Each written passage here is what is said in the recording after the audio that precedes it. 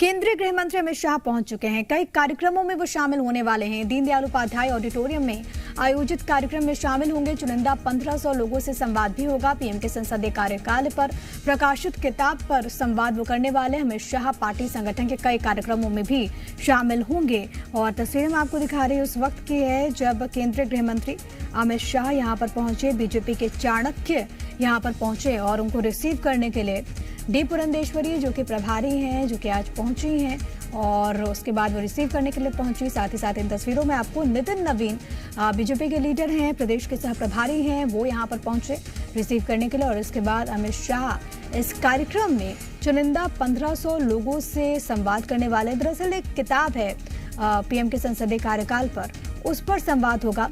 मोदी @2.0 ये नाम है, टाइटल है इस बुक का और इसी पर संवाद करने वाले हैं। बहुत महत्वपूर्ण हो जाता है। हालांकि अभी जो जानकारी सामने आई है वो संगठन के जो कार्यक्रम है उसमें भी वो शामिल होंगे। अब देखना बहुत ज़्यादा अहम होगा कि इस दौरे के बाद किस तरीके की तस्वीर बदलती है प्रदेश बीजेपी की।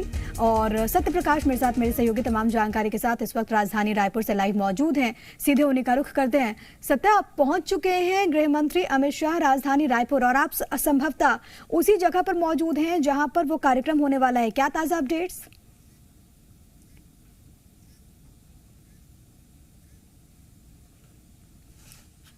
सत्य, आपकी आवाज नहीं आ रही। शायद यहाँ पर कुछ दिक्कत है, कुछ तकनीकी खामी है। सत्य, आपकी आवाज़ दर्शकों तक नहीं पहुंच पा रही है। जो आप जानकारी दे रहे हैं वो लोगों तक नहीं पहुंच पा रही है। जैसे ही वो तकनीकी खामी दूर होती है मैं लौटती हूं आपके पास। आप एक बार ऑडियो टेस्ट करवा दें सत्य, फिर मैं आपके पास आती हूँ। क्या आवाज़ मिल रही है आपको मेरी? नहीं सत्य, आवाज़ नहीं आ रही है आपकी और आप जो जानकारी दे रहे हैं वो दर्शकों तक नहीं पहुँच पा रही है। तस्वीरें इस वक्त हम अपने दर्शकों को दिखा रहे हैं और जैसे ही वो तकनीकी खामी दूर हो जाएगी तो मैं लौटती हूँ आपके पास। सत्य प्रकाश हमारे सहयोगी मौजूद हैं और उसी जगह पर मौजूद हैं जहाँ पर कार्यक्रम होना है। ये तस्वीरें देखिए, ये बीजेपी के प्रदेश इकाई के कई बड़े चेहरे आपको यहाँ पर नजर आएंगे। धर्मलाल कौशिक आपको नजर आएंगे, पूर्व नेता प्रतिपक्ष, और इसके अलावा बृजमोहन अग्रवाल पूर्व मंत्री भी आपको नजर आएंगे। और छत्तीसगढ़ बीजेपी के कई अहम चेहरे यहाँ पर मौजूद हैं जब रिसीव करने के लिए पहुंचे। और सत्य प्रकाश हमारे साथ, हमारे सहयोगी लगातार बने हुए हैं। पहले कुछ खामियां आ गई थी और इसी कारण से सत्या जो जानकारी पहुंचा रहे थे वो आप तक नहीं पहुंच पा रही थी। हम फिर से जुड़ने की कोशिश करेंगे और बताएंगे कि आखिरकार ताज़ा अपडेट्स क्या कुछ हैं। लेकिन एक बार फिर से ये तस्वीर, क्योंकि ये तस्वीर बहुत ज़्यादा महत्वपूर्ण हो जाती है संगठन के लिहाज से भी, क्योंकि आपको मालूम है कि छत्तीसगढ़ बीजेपी में बदलाव का दौर देखने को मिल रहा है। कई सारे चेंजेस हुए हैं। सत्य प्रकाश हमारे साथ, हमारे सहयोगी लगातार बने हुए हैं। सत्य, आप अगर वो खामी दूर हो गई हो तो जानकारी दर्शकों को दें। बिल्कुल कुछ तकनीकी खामी आ गई थी। निश्चित तौर पे जिस तरह से गृह मंत्री अमित शाह रायपुर पहुंचे और रायपुर एयरपोर्ट पहुंचने के बाद सीधे एनआईए के नए दफ्तर के इनोग्रेशन के लिए नवा रायपुर पहुंचे हैं। वहां पे उसके इनोग्रेशन के कार्यक्रम में अभी शिरकत कर रहे हैं और अब से थोड़ी देर बाद ही वहां से निकलेंगे। और मैं जहां अभी मौजूद हूँ, मतलब ये पंडित दीनदयाल ऑडिटोरियम है और यहाँ पे मोदी @20 जो पुस्तक है उस पर परिचर्चा होनी है और इसमें शामिल होंगे गृह मंत्री अमित शाह। इसमें दूसरे भी जो बुद्धिजीवी तमाम अलग अलग वर्ग, जिसमें सीए हैं, जिसमें प्रोफेसर्स हैं, जिसमें वकील हैं, जिसमें डॉक्टर्स हैं, उनसे इंटरेक्ट होंगे। वो उनसे परिचर्चा करेंगे, संवाद करेंगे। इसके अलावा ये जो पुस्तक है उस पर खुद भी अपनी बात रखेंगे और उसके लिए पूरा ये जो मंच है, हम दिखाते हैं तस्वीरें, ये पूरा मंच तैयार हो गया, कुर्सियाँ लग गई हैं। अमित शाह रहेंगे। अमित शाह के अलावा 8 और जो अतिथि हैं वो सामने रहेंगे। उसके बाद 3 और जो डिग्निटरी हैं वो पीछे रहेंगे और उसके बाद तमाम बीजेपी के नेता और उसके साथ साथ जो बुद्धिजीवी और अलग अलग वर्ग से आने वाले लोग हैं वो यहाँ पे मौजूद हैं। निश्चित तौर पे जिस तरह से प्रधानमंत्री नरेंद्र मोदी के कार्यकाल के दौरान की, इसके अलावा उनके बड़े फैसलों की, तमाम चीज़ों को लेकर जिस तरह से पुस्तक में समावेश किया गया है, जिस तरह से अलग अलग लेख लिखे गए हैं, उन्हें लेखों को लेकर चर्चा होगी। तो करीब करीब 4 बजे का वक्त तय है जब अमित शाह यहाँ पे पहुँचेंगे और ये कार्यक्रम शुरू होगा। ठीक है, 4 बजे का वक्त है जब अमित शाह यहाँ पर पहुंचेंगे, कार्यक्रम शुरू होगा। आपके जरिए तस्वीर हम देखेंगे सत्या। फिलहाल के लिए बहुत धन्यवाद आपका तमाम बातचीत और जानकारी हम तक पहुंचाने के लिए। तो यहाँ पर अमित शाह पहुंचने वाले हैं और उसके बाद संवाद करेंगे। 1500 ऐसे लोग हैं, बुद्धिजीवी वर्ग है जिससे अमित शाह संवाद करने वाले हैं आज इस कार्यक्रम में।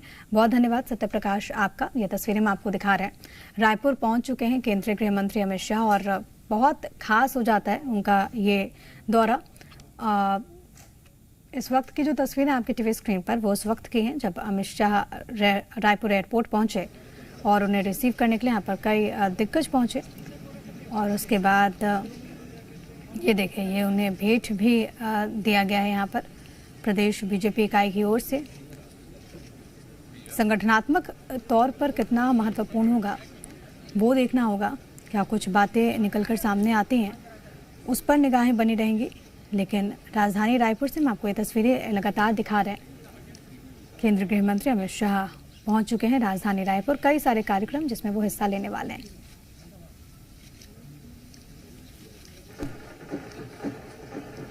दीनदयाल उपाध्याय ऑडिटोरियम में आयोजित कार्यक्रम में वो शामिल होने वाले हैं।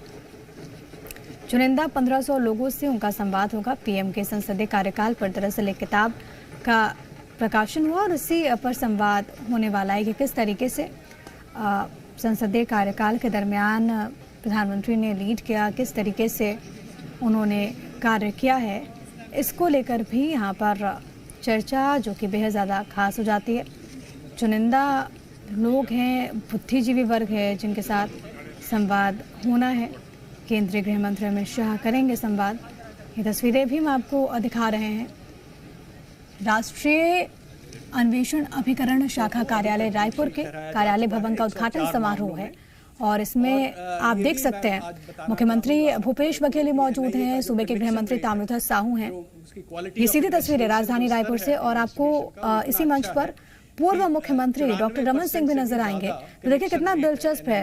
अमित शाह की एक तरफ मुख्यमंत्री भूपेश बघेल, दूसरी तरफ पूर्व मुख्यमंत्री डॉक्टर रमन सिंह और मुख्यमंत्री भूपेश बघेल के ठीक बगल में आप देखेंगे तो सूबे के गृह मंत्री ताम्रध्वज साहू यहाँ पर मौजूद हैं।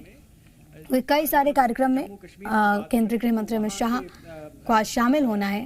आज वो अब से थोड़ी देर पहले राजधानी रायपुर पहुंचे और उसके बाद अलग अलग कार्यक्रमों में वो शिरकत करते हुए ये इस वक्त हम आपको तस्वीरें दिखा रहे हैं। और उसके बाद जो किताब का प्रकाशन हुआ उसी पर चुनिंदा लोगों से बातचीत होगी। केंद्रीय गृह मंत्री अमित शाह संवाद करेंगे। ये इस वक्त हम आपको सीधी तस्वीरें राजधानी रायपुर से दिखा रहे हैं।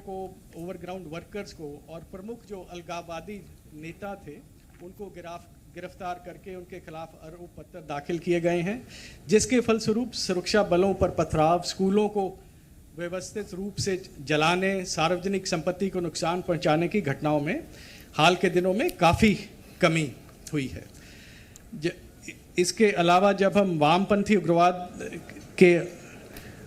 की बात करें तो उसमें एनआईए पूर्ण रूप से कटिबद्ध है। एनआईए द्वारा वामपंथी उग्रवादियों के वित्त के स्रोतों की पहचान, केडरों की भर्ती, अग्रणी संगठनों की भूमिका तथा ऐसे क्षेत्र जहां पर उग्रवाद समाप्ति की कगार पे था परंतु उसे पुनर्जीवित करने की कोशिशें चल रही थी ओवरग्राउंड वर्कर्स के माध्यम से, उस पर ध्यान केंद्रित करके मामलों का अनुसंधान कर अभियोजन चलाया जा रहा है।